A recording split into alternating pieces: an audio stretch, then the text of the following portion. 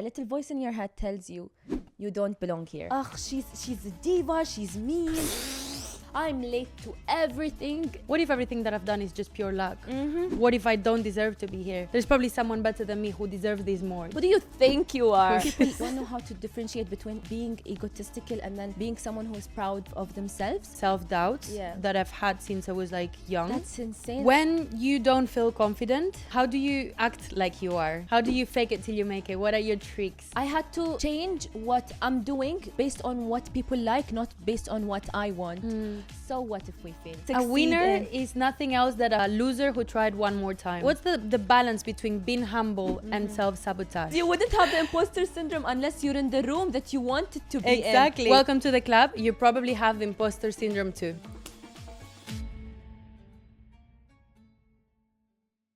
Have you ever been sitting at a table full of important people and then a little voice in your head tells you, you don't belong here? Or have you ever been working so hard on a project and then thinking to yourself, everyone is gonna find out that I'm lying and that I'm a fraud? Welcome to the club. You probably have the imposter syndrome too. This is what we're going to be talking today. But before we start, as always, we're going to start with a little game. Our friend Michelle is here today, so she's going to help us with that. Michelle. The game is, she's going to tell us a word, and then we have to react and say the first thing that comes out to our mind. And of course, if you want to play with us, that would be amazing. Actually, we want you to play with us. So write down comments down below what the word that came up in your brain is. Ready? Self-doubt.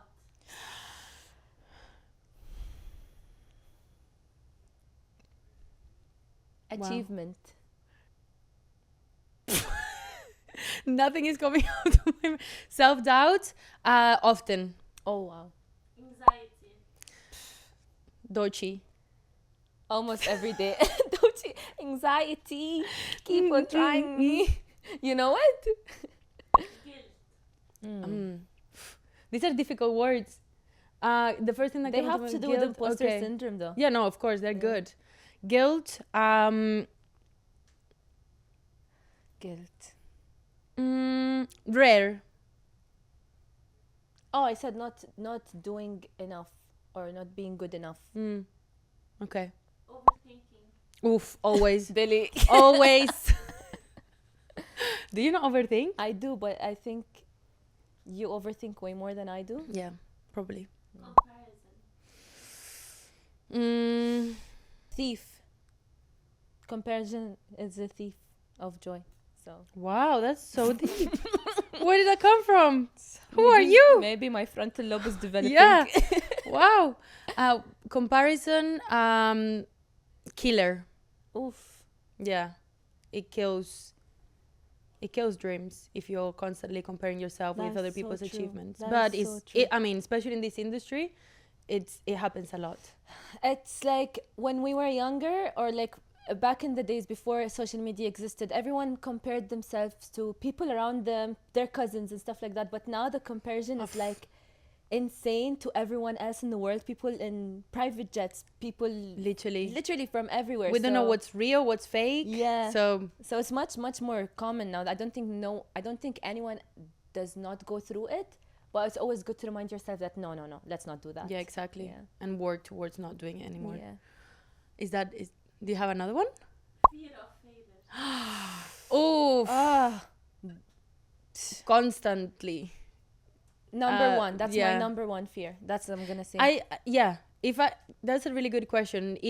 What's your biggest fear? Fear of failure. Most of the time, yeah. I used to, like, obviously, other than, losing people that you love and not being able to provide for my family and stuff like that, but like my biggest fear genuinely is not being 60 or 70 or 80 and thinking like, oh, I didn't do enough, or I failed at what I've been working on my I didn't whole achieve life. my dreams. Yes, Yeah. that's exactly the same thing. Not achieving my goals.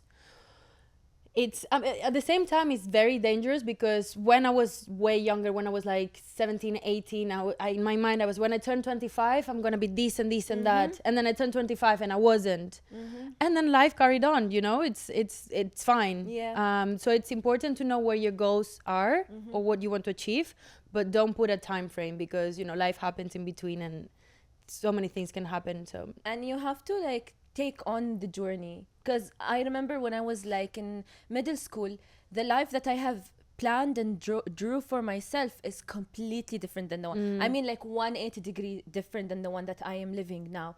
So all I did really was take it on, accept the fact that this is how life is, and still work on my goals. As you said, like you've set the goals and things change, but the time frame is gonna be Exactly. different.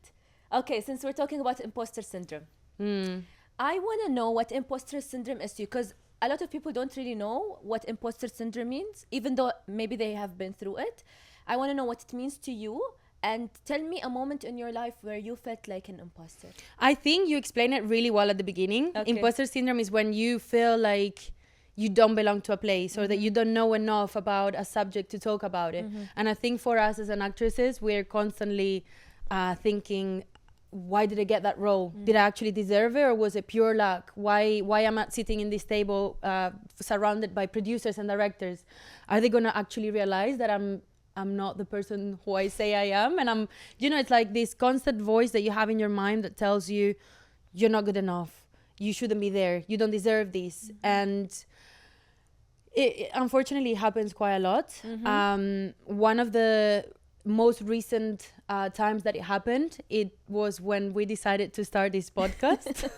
I remember calling you. I was like, why are we gonna do this? Do we know enough to just speak about our own experiences and acting and this and that? And it's actually doing it, it's something that really helped overcoming all of these self-doubt. So fighting against those words and those voices that you have in your head really helps you break through this syndrome that most of us have. And I think at the end of the day, there's a little voice in your head that will always be there, that's saying things like, who are you? Like, who are you to do this? Who do you think you are? But then it's just about pushing through that. When I'm gonna link what you said with failure, because you might have started going like, what kind of experience do I have to talk about this? What kind of experience do I have to start a podcast on this? But then let's say you failed. Okay, let's say you felt the imposter syndrome. Let's say that you actually failed in this. Literally every failure gets you closer to the win, to the big win, to the thing that you have to succeed a winner in. is nothing else than a loser who tried one more time. Are you So- a queen? Are we philosophers? Are we wise? Yeah, I agree with you. But yes, when was the last time you experienced the imposter syndrome? I felt like an imposter starting this podcast. You did as well. Yeah, like when you came with that call, I told you, okay, so what, Billy? So what? Well, like, it doesn't matter, and all we have to do is push through. And so what if we fail? If we fail, then it's gonna be another thing that we do that we did, and then we will look back at our lives and be like, at least we tried. But I was feeling it too. I was genuinely feeling like, who do I think I am to start a podcast on the film industry? And let's be honest, I'm not super famous. I haven't had like Academy Awards, and I'm only 23. I have very limited experience. But all of that being said, I felt like, as I told you, so what if we fail? So what if I push through? I'm sure that there's at least one thing that I will learn. And I needed a lot of your help with that. I was so difficult to push through. It was so difficult to not believe the voice in my head that I am an imposter, that I don't belong here, that I don't know what I'm doing. Because you know what? I really didn't know what I'm doing, and it's fine. That's not true though. But When someone starts something, they don't ever know what they're doing until they get into it, and then they Exactly. carry on. that's the thing. But you've been an actress for so many years. You know so many people in the industry. Yeah. You have acted in a lot of things. So that's the question. Why do we think that we don't know? What instigates True. those thoughts that we have when they tell us, oh, you shouldn't do this, you're not good enough, or why are you here? What do you think is like the reason? What do you think it is for you? There are, many reasons. One of them, this might sound a bit strange. Sorry if it sounds strange. But since I was really young, most of the people always used to tell me, oh, look at her, she's got pretty face, she's pretty. And that kind of like stuck into my brain, I don't know, my chemistry brain is always like, oh, I'm just a pretty face. That's it, that's all I am. And so when I was growing up, anytime someone said actually different than that, like, oh, she's funny or she's smart, I was like, no. And my brain, I was like kind of blocking everything else that wasn't just like, oh, I'm just a pretty face.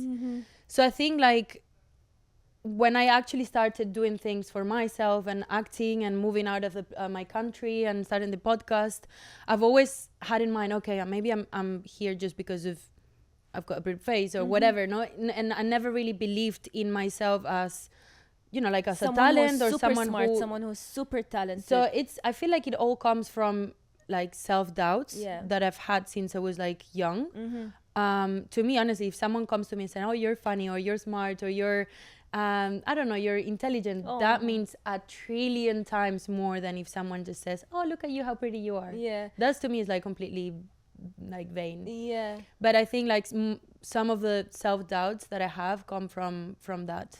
You know, what I keep thinking about is even Megan Fox came up on a podcast saying that she was always labeled as a pretty face, and all of the success she had is only because she's a pretty woman, beautiful woman. And so are you. You're a beautiful woman, and you've had so many successes in your life. And I'm not only talking about your acting career. I'm also talking about the amount of risks and amount of like things that you've tried and achieved in your life, and you've actually done great in them. But to think of it, like how many beautiful women did you know who have not done quarter of what you have done, you know? It's easy to be like, oh, she's done it because she has a pretty privilege. Pretty privilege is a real thing. But at the same time, there are so many pretty people who are not Megan Fox. There are so many pretty people who are not Billy Bots. You know what I mean? I stand by that. Have you ever felt that? Have you ever had people commenting on you about your appearance and not about your talent? And I think like also as a woman in the industry, we've always been like told to not be loud, to be quiet, to play it down, to this and this and that. And Don't those be are a diva. Don't be a diva. Don't ask for your rights. Don't be a diva. You're such a diva. I hate that so much. It makes me so pissed. Do you think that has like affected you somehow with your self-trust, self-belief? Oh, 100%. When I was younger, it was a bit different for me because when I was younger, I was always the good girl. I always listened. I still follow the rules. But I always followed the rules when I was younger. If you told me to do something, I will do it. I was such a people pleaser. So I had to act to be someone that... I'm not going to say I'm acting to be someone that I'm not, but at the same time, I had to change what I'm doing based on what people like, not based on what I want. So that really affected me in the long run when I grew up, and I just felt like anytime I did something for myself, I was like, oh, I'm just lying to myself. I'm not good. Like, if I was good, people will tell me. If I was good, people would have told me that I should do this. You know what I mean? Because it's just the inner voice. It's what I grew up on. Of course. And then obviously, like, I started working on myself, working on my own confidence, working on my self-love and all of that. And I realized that, you know what? There will always be a voice saying that I'm not good enough. There will always be a voice saying that maybe this is not right, maybe I'm a fraud, maybe and all of that, but despite that I'm gonna do it anyways because it's making me happy, it's helping me, I'm achieving things, you know what I mean? It's not just like, oh, sure. I'm just like yeah. When you don't feel confident, how do you act like you are? How do you fake it till you make it? What are your tricks? First of all, do you fake it till you make it? Have you ever done that? Have you ever faked it till you made it? I mean, I think the energies that you put out there is definitely like important because that attracts your tribe, that attracts the people that are around you. Wow. So I think definitely I might have explored that, explore how I can like play with my energy just to like see how much I can attract of the things that I want. I don't think necessarily that's like fake it till you make it. I think that's more tuning into your higher self, tuning into the person that you want to become. You know, like I visualize how Billy will act in this situation. The perfect Billy. Yes, if Billy was where I want Billy to be. Yeah. And then so it's not really fake it till you make it. I just channel or tune into my higher self. I love that. Queen energy. What about you? I honestly, I used to call it fake it till you make it. And I've done it my whole life, especially when I started going on the journey of wanting to become my best self. But now I call it embodying my best self. Oh, so it's a similar to, Yeah, it's exactly that. Every single morning, not every single morning, some mornings when like there are mornings when I don't feel like doing anything, but there are so many mornings when I wake up and I'm like, ideally, the Rahab that I want with the life that I want, how is she gonna act? What is the boundaries that she's gonna set? How is she gonna talk about herself? Because whatever you say about yourself is what people will believe about Definitely. you. If I go around telling people I'm such a loser, I'm late to everything, you don't need to tell that to people. People will realize by themselves. but like if I go around saying like, oh, I'm so bad at everything I do, people will simply believe Yeah. that. And if I go around telling people, you know what, I'm someone who keeps trying no matter how much they fail. I'm someone who takes their passions seriously. And I'm not only showing them that with words, I'm also showing that to them and myself with action. That's what people are going to believe, and that is going to become your reality. And how did you learn all of this? Was it like Honestly? with like therapy, self? Yeah, for sure. Life coaching, therapy, books, podcasts. When you're on a path of self-healing and self-love, like I remember, I swear to God, thinking to myself at one point in my life, I really want to love myself. I don't feel love towards Rahab. I don't feel love towards the person that Wow. that I am. I that's not okay. No. That is not okay, because my amazing body is working day and night. You know the Viola Davis? Yeah. Day and night.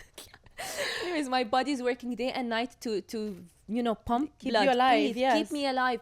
And I've done so many amazing things in the past, and for me to not be compassionate towards that person, I would be compassionate towards you. I would be compassionate towards my mom, my sisters. So why can't I have that compassion towards myself? So at one point, I wrote a list of everything that I want Rahab to be, or not Rahab to be. How do I imagine the great Rahab to be, the woman that I want to be? How does her life look like? And I wrote all of that. And then every day I started adding habits to what kind of habits does this woman have that I can implement into my life. So from someone who did not love themselves, who barely did anything for their mind, their body, their soul, and all of that, I became someone with habits that improve me every single day. I love Habits that. that make me a better woman every day. And I can confidently say now that today, I'm still working on it, but I can confidently say that I am so much closer to the woman that I want to be than I was a few years ago. I love that. Honestly, like you're only 23 and it's crazy how mature you are and all of the self-work that you've done.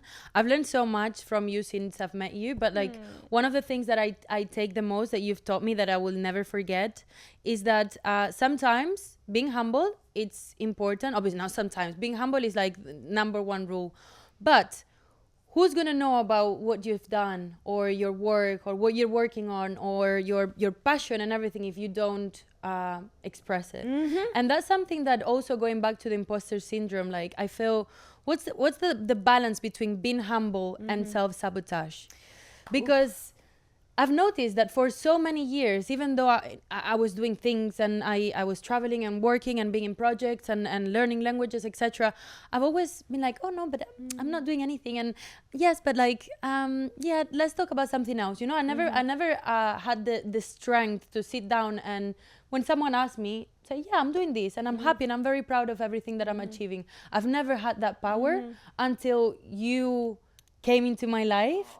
And I remember as I was telling you things and you're like, Billy, but that's amazing. What do you mean? How are you telling me like that way? And I'm like, how am I supposed to say it? She's like, own it. Yes. Own it. Like, why don't you talk about it more? I'm so honored that you learned something from me. You're honestly, when I met you, you were like one of the most incredible people that I met, one of the most capable. How many languages do you know? How many skills do you have? How many risks have you taken in your life? And you've done a lot of these things alone, like on your own. How old are you? 28. 28? And you've done something that so many people have lived so many years and haven't done. You know what I mean? You're a strong woman. And I'm like always at awe at everything you do. And I'm like, why doesn't anyone know that you have all of these amazing qualities to you? Like, talk about it, own it, honestly. So I think there's like, something that if we're talking about how to overcome the imposter syndrome, it's really important that you own Yep. and that you are confident and happy with everything that you've done instead of trying to keep it for yourself. And I think one of the best things that I think genuinely, we were speaking with Michelle earlier about this, speaking and opening up and even doing this podcast, even if no one listens to it, it's just like it really opens up your solar plexus and it makes you feel like you're capable and you can talk. Yes. And yeah, that's, I think that's like one of the main things that you can at least things that have worked for me to overcome the imposter syndrome is to own what you do, if to be proud of what you do, if to speak about it, even if no one cares, Exactly. as long as you believe in you. That's like the main thing. The thing with being outspoken, with telling people what you're good at, because let's be honest, no one's gonna look at this humble girl in the corner and be like, guys, this girl, she's humble, she's amazing, guess what she did. No one is gonna do, because everyone is so focused on themselves. I'm not saying don't be humble, I'm just saying that it's important to be humble while also speaking about your capabilities, your experiences. At the end of the day, you know that we're humans. We always believe what we see and what we hear. Like a lot of times we believe what we see and what we hear. So put out what you have, put out your experiences and all of that. Anyways, what I want to get into is, so many people don't know how to differentiate between being egotistical and then being someone who is proud of themselves. I remember reading somewhere about a documentary about NBA basketball players. The NBA Okay. Basketball players. And then they were like, the coach said to the players, when you're training, I want you to throw your ego outside of the court. And I want you to train and like train like an animal. Wow. But then when they're playing in the court in the game, the coach will go to the player and be like, now I want you to use your ego. So it's literally a tool. If you use your ego as a tool, if you use all of these things as a tool. That's amazing. There's so many things. My life changed when I started, embodying that more. And I think it's super important what you said. It's not like having an ego all the time. It's putting it aside when you don't need it, but then being comfortable enough to use it when it's needed. Exactly. And knowing, that's another thing about being emotionally intelligent, is knowing when you need to use it, when it's a good time, read the room, understand what people you have around you, when you can use and when not. That's a really, really good advice. But you know what's crazy to me? That it's common for us, because we have achieved so many great things, but it's common for us to have the imposter syndrome because we're not super famous, we're not super rich, we're not global yet. But what's crazy is that huge celebrities who have accomplished so much in their lives have also felt the imposter syndrome. Yeah. I think once you reach those levels, you still think, how the hell did I get here? Like, what happened in my life for me to get here? Was it just luck? Was it not? I don't think that can stop. Like, honestly, I think the more you do, the more you want. And so, I'm not surprised, but we have a few examples of people that have when you said luck, I remembered this thing with Meryl Streep. I'm just gonna bring it out. 1 second, please. Okay, speaking of luck, Meryl Streep, which she's my all-time favorite actress. She's an incredible actress. She has Oscar awards. She's been nominated so many times, and everyone knows her in the industry to be like the most amazing actress. She would say, why would anyone want to see me again in a movie? Even with a career spanning decades and multiple Oscars, Meryl Streep has admitted to suffering from imposter syndrome. There was a moment before starting a film when she turned to her husband and said, I don't know how to act. I don't know why I'm doing this. I'm a fraud. Like, imagine Meryl Streep with over 20 Academy Award nominations. She often feels like her past self and past success was just luck. That's honestly insane. And now that you said that, I just remembered last time when we were shooting Album in this series, one of the first days that you were shooting, you came to me and I was like, Billy, I forgot how to act. I forgot how to act. I was like, what do you mean you forgot how to act? I was literally I genuinely forgot how to act. I felt like because last year was like my most successful year. I got nominated, removing my humble hat, wait. I got nominated in Joy Awards. I like one of the two of the shows that I was in went viral, and suddenly I have to be on set again. And I was like, how do I do it? I don't know. That was just luck. That was not me. I don't know. That was just the director. That was just the crew. It wasn't me. That I was don't know how I'm imposter gonna syndrome, babe. Imposter syndrome. Imposter Imposter syndrome. You know how to work very well. I've got a few more stories as well. Yeah, tell us more. Viola Davis. She I said, love her. I still feel like I'm going to wake up and everyone will realize that I'm a hack. Despite being an Oscar, Emmy, and Tony winner, Viola has spoken about feeling undeserving. Viola Davis, feeling undeserving. Oof. She's insane. Yeah. Imagine getting, as you were saying, imagine getting to that level and feeling like you don't belong. With millions of people who are like in love with you, in love with your craft. You're not alone in this. If you have experience or you're experiencing the imposter syndrome, even Viola Davis, Meryl Streep, Tom Hanks. There's so many actors that still actors, musicians, everyone still feel it. Not only in the film industry, Exactly. all over. I remember when I used to work a 9-to-5 job, I was in a room full of people and I'm like, they asked me for something. They asked me for my opinion on something, which I knew about at the time because it was the project that I'm working on. And when I started talking, my face got so hot. Oh, yes. And I'm like, they're going to kick me out of the room because they're going to be like, what is she talking What's about? this girl talking Who is about? this girl? Yeah. Why is she talking about this as if she knows it? When they're That's the ones who asked me. Literally. That honestly, I don't know why our brains are like that. Right? It's crazy because now that you said that, it's definitely not just an actor or musician or like in the artist industry that happens to have this, imposter syndrome. Yeah. But in my case, that I know that the same thing happens to you. When people ask me, where are you from? I say I'm Spanish. But actually, my mom is Italian. My dad is half Dutch, half Indonesian.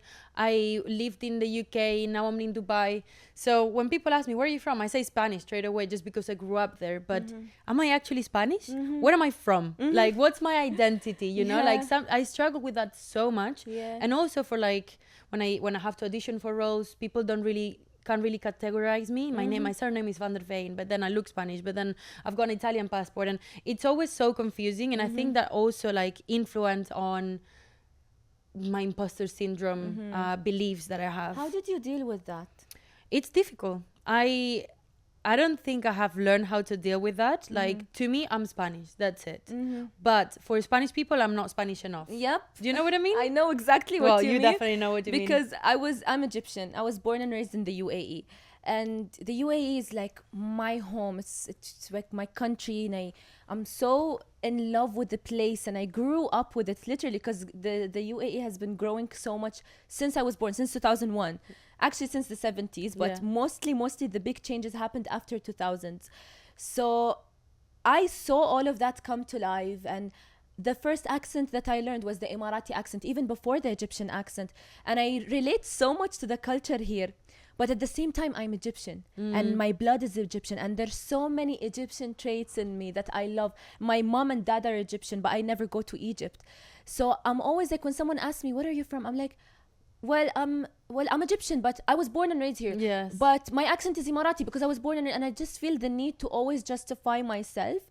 And then I went to Saudi and I spoke Saudi for a series and everyone was like, are you Saudi? No, she's Emirati. No, she's Egyptian. And it's always like, what am I? Yes. Is it not enough that I love both countries so much and I feel so much belonging to both countries?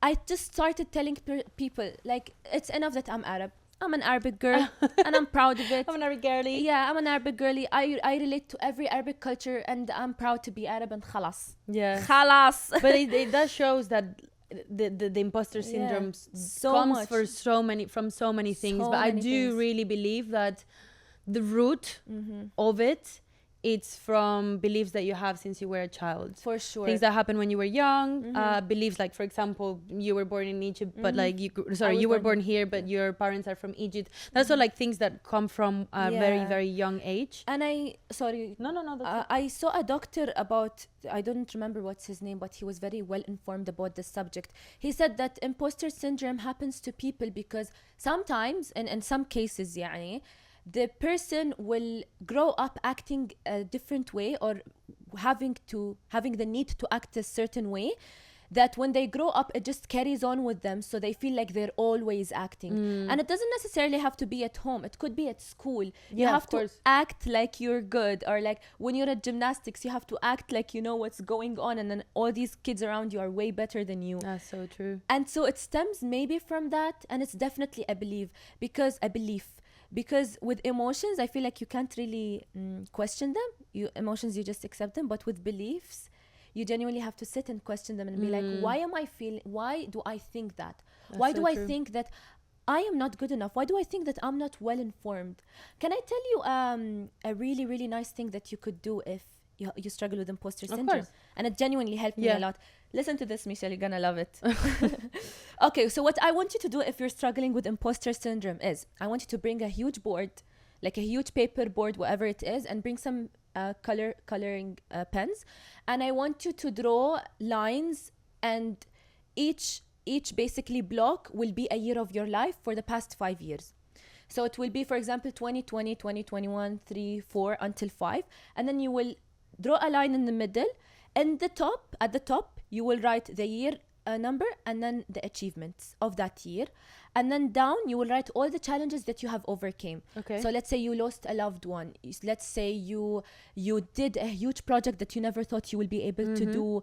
No, that's more of an achievement, more of like something that you thought was a failure that you have learned so much from. And then you keep doing that for the past 5 years. I did that, and when I did that I saw with my own eyes everything that I've worked on for the past 5 years that have led me to the place that I'm in. So when I'm thinking to doubt myself, all I have to do is go look at that paper again. And you remember when you said something like, sometimes we have imposter syndrome because we forget the journey that we've been through. Yeah, so it's not that we forget the journey that we've been through. It's when you achieve one of your goals, for example, you then put yourself other ones, and then well, kind of like you forget, but you don't look back. Yes. You don't go back and say, oh yeah, I've done that and that. We always constantly wanting to do more and more and more and more. We're like, in a way, kind of like overachievers. Is that a sentence? But like we do something and then we don't stop and say, oh wow, like that was an amazing year. That went really good. You kind of put the next goal. Yeah, you're like, okay, what am I going to do this year? What's next? I have to do it. It has to be better. It has to be more. It has to be stronger.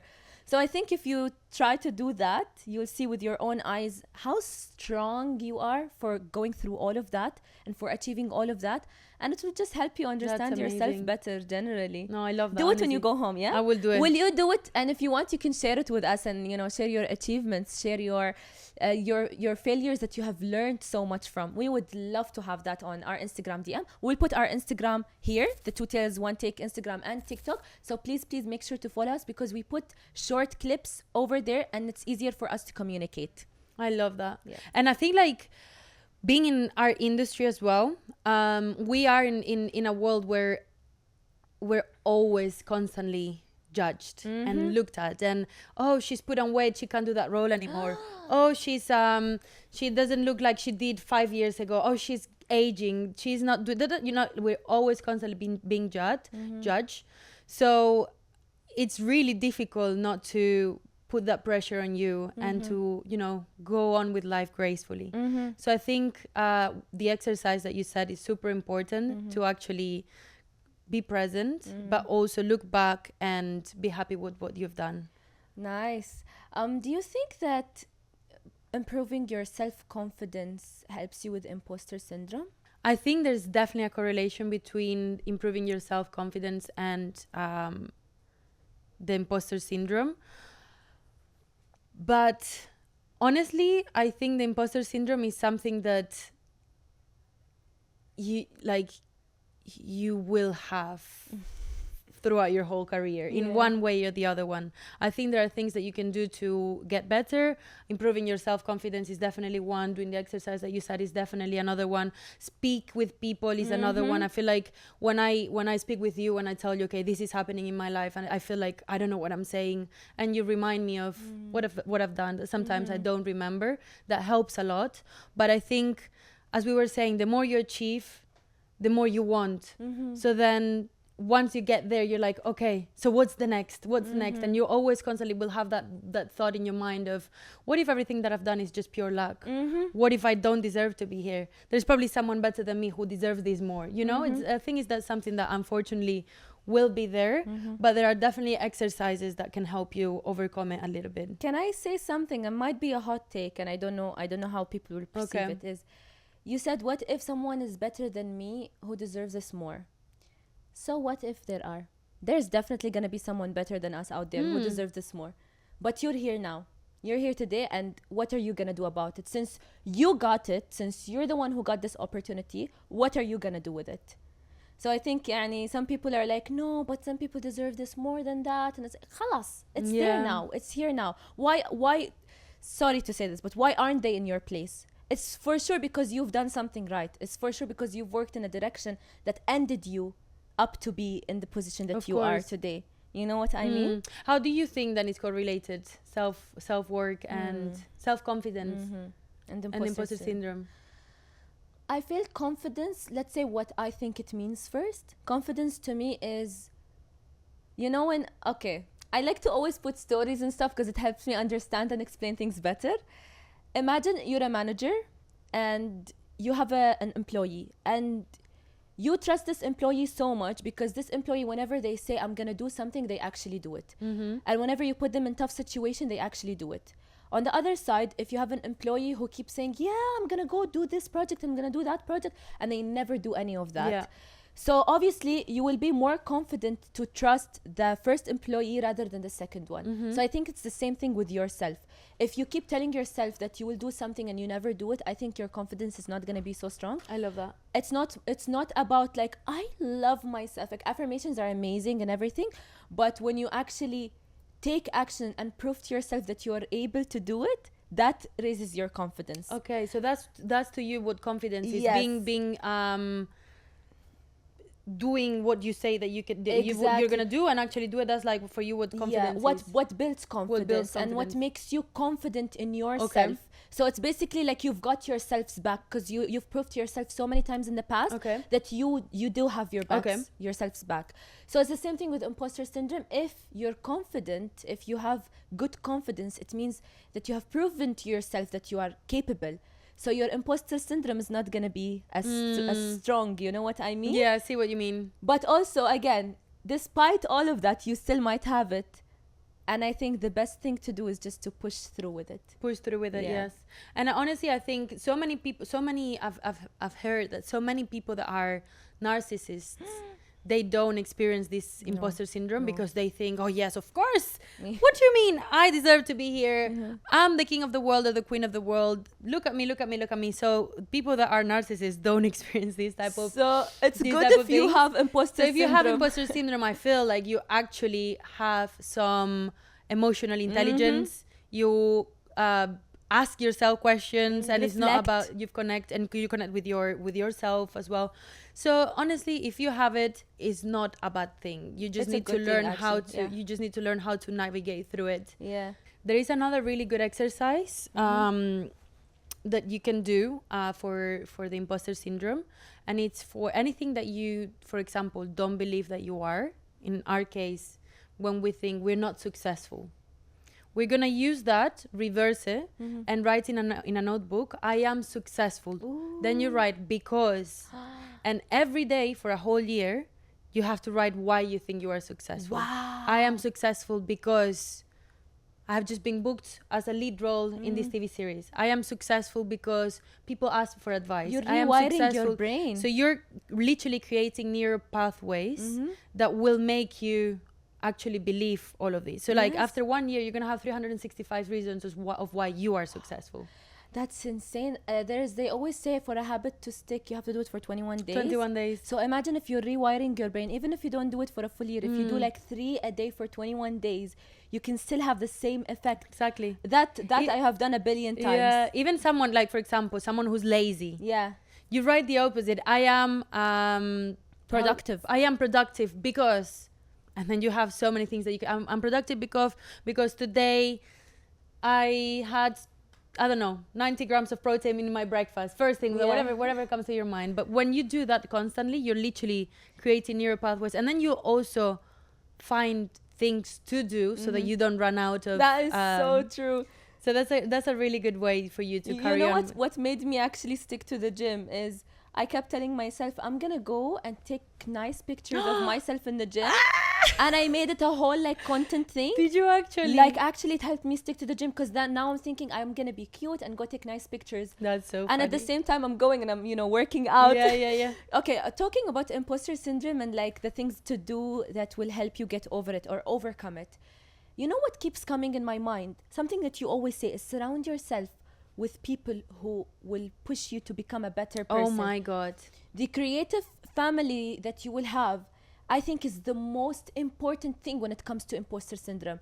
Because if Meryl Streep went to her husband and told him, I don't know how to act, and he said, yeah, I don't think you're good at acting, Meryl Streep might not have been Meryl Streep by now. I absolutely adore what you said. Ah. Like, you could not be more right. I feel like we say this over and over and over and over again, but you are literally what you surround yourself with. If you surround yourself with people that believe in you, that are also going through the same things. When we talk with each other about imposter syndrome, what did you say to me?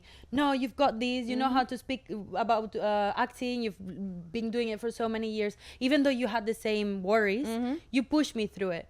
Someone else could have just said, yeah, Billy, actually, what are you doing? Like, forget about it. And we had people say that to us. We had people say that to us. We genuinely had people say that to us, and we had to come back to each other and like genuinely hold each other's hands and brace through this, because it wasn't easy. It's not easy to start a podcast, and especially starting something that you don't know much about. It's a whole new thing that we're actors. We've been on set so many times in our lives.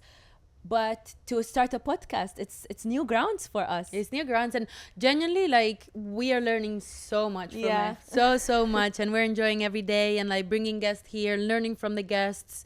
So Connecting with you connecting guys. with you, for sure. So yeah, it's super important that you surround yourself with people that understand you, that challenges you, because not everything is just like, oh babe, you're so cute, no, you're amazing, you're amazing. you're not doing anything bad. Yeah, No, when you- you do something bad, No. trust me, I'm gonna tell you. Yeah, we always said each But other. it's super important that you surround yourself with the energy and the frequency that you want to have. And to me, that's probably like what you just said is to me like the most important thing we've said during the whole of the episode. Yeah. When you have these self-doubts, go back to the people that believe in you. Tell them, be open, don't hide it for yourself, don't keep it inside, and then just express it, and they will come back to you and hopefully reassure you. Yeah, and So- it will be very reciprocated when you find someone who you are able to do that with. You will also give them the space that shows them that you are welcome to do that with me too. You are welcome for me to be your support pillar, for you to stand and what do they say? Tekki alay, and like, you know, when you do this to lean on on me. Yeah, you can. This is your space of telling them like you can lean on me because right now I'm leaning on you, and without that, it's gonna be really tough. You genuinely, especially when it comes to imposter syndrome, you genuinely need to surround yourself with the right people. 100%. Do you have any other tips or Yeah. advices for people that? I don't know. I also wanted to ask you something, and be completely honest with this, and if you think that it has affected you or not. But do you think, a toxic side of modesty, especially being a woman, has that affected you? I think it's different on the way that you look at modesty. Modesty could mean so many things, but then some people portray it as this thing where you as a woman, you can't speak up, you can't talk back, you can't ask for what you want. And unfortunately, in so many places and spaces, when a woman is being a leader, when a woman is showing that she's got it figured out. She has rules. She has what's it called, like she's putting something out there that is like, if she's in charge, she's definitely gonna tell people what to do.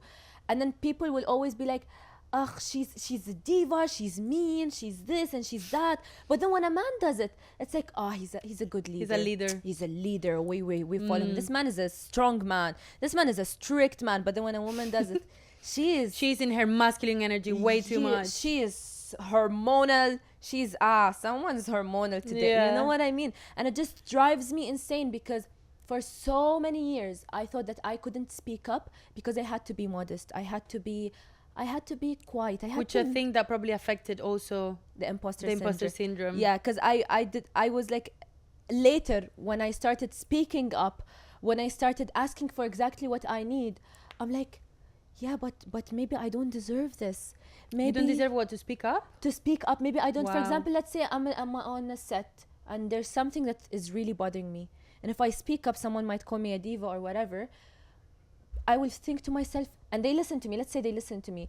I think to myself, maybe I don't deserve this. Maybe they'll see right through me that I'm lying, that I don't deserve any of this. And then I would see a guy who would come and he would do it easily. Be like, da da da, do this, do that. No one would question it. No one would question it whatsoever. Have that ever impacted you? All the time. Really? All the time. Wow. I mean, I don't know if it's necessarily a woman thing or not.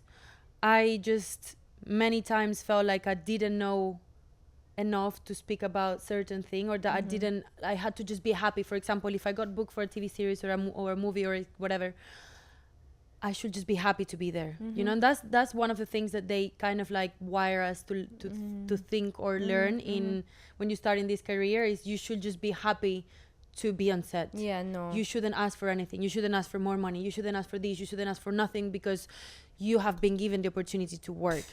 And that's happened so many times. Yeah, in the beginning. Even like nowadays, it still happens when people say to you, why are you asking for more money? You should just be happy to be here. Done. Yeah. As if you're not giving your soul, body, face, literally everything for this Exactly. as well. You're getting from this as much as I am getting out of it. Exactly. So it is something that I'm slowly navigating through and learning, and I think that that's definitely come with like experience and self-confidence. Now I feel like I know what I can bring to the table, and so I won't accept less than what I know I deserve. Queen. But it has taken so many years. Yeah. It has taken so many years of me saying, okay, yeah, I'm just gonna be quiet and I'm gonna accept this, and whatever happens, as long as I'm on set, I'm gonna be happy with. As long as this person sees me, I'm gonna be happy with. Now I'm like, that's not happening anymore. I would be happy if we were able to create proper connections and great friendships and great networking. But if you don't like me and if you don't think I'm great, then I really don't care. If you don't think, actually, I've reached to the point which it's easier said than done. When it comes down to it, it's difficult for me to do it. But if someone is disrespecting me, I will simply be like, I don't care about your whole shoot. I don't care about your whole project. Let's go read the contract. Let's see what I owe you, and khalas. And then we're done. Yeah, because no one ever, like, how can I say it? يعني ما حد يحق له. No one has the right to disrespect you and make you feel like you're lucky just to be on my set. No one has the right to do that. No one has the right, but it happens all the time. Yeah, but no one has the right No to do one it. has So the- yes. so many times we sat and we were quiet and we were like, they're right. Well, you have to know that it shouldn't be that way. And if, let's say, you lose this opportunity, it's definitely gonna be a stepping stone towards something better, bigger, or towards a different direction. Just don't accept that on yourself. I know that we always talk about the energy and then energetically what this means and that. And I truly think that if someone doesn't appreciate your value, it means that you're not meant to be there energetically. Exactly. You're just not meant to be there, basically. Yeah. So I agree with what you're saying, and it's very important to realize that. And it takes years, and it takes years. courage to So much experience, to so much maybe support. even lose opportunities because of that. Yeah. But once you go through it and you can stand up for yourself, that honestly it means a lot. Yeah, it really does. Again, come to the importance of having people around you to remind you, because every single time I go through something like that, in the moment, I don't really realize Yeah. it. So I call my sister and I'm like, listen, this happened. She's like, Rahab, know your worth. I'm not gonna allow you to do that.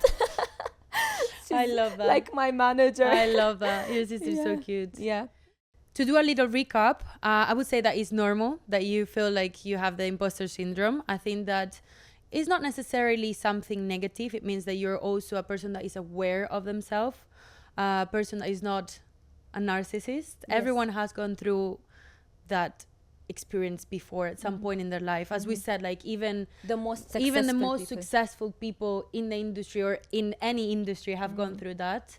So don't try and battle it too much, but know that there are a lot of things that you can do to better, to build your confidence, to navigate through it.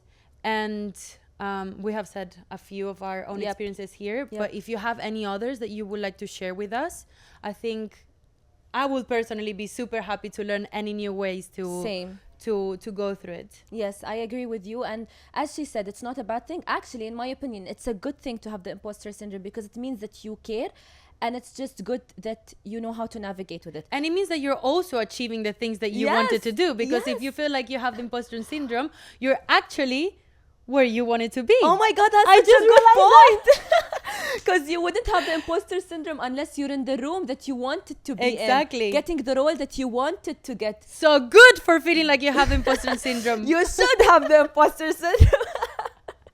Anyways, that being said, we really hope that you enjoyed the episode. I personally think that I wish I had this episode to listen to when I was 16, 17. Or even now. Even as we said, now. like we're literally still going through it now. Absolutely. We're learning so much. So please help us learn more.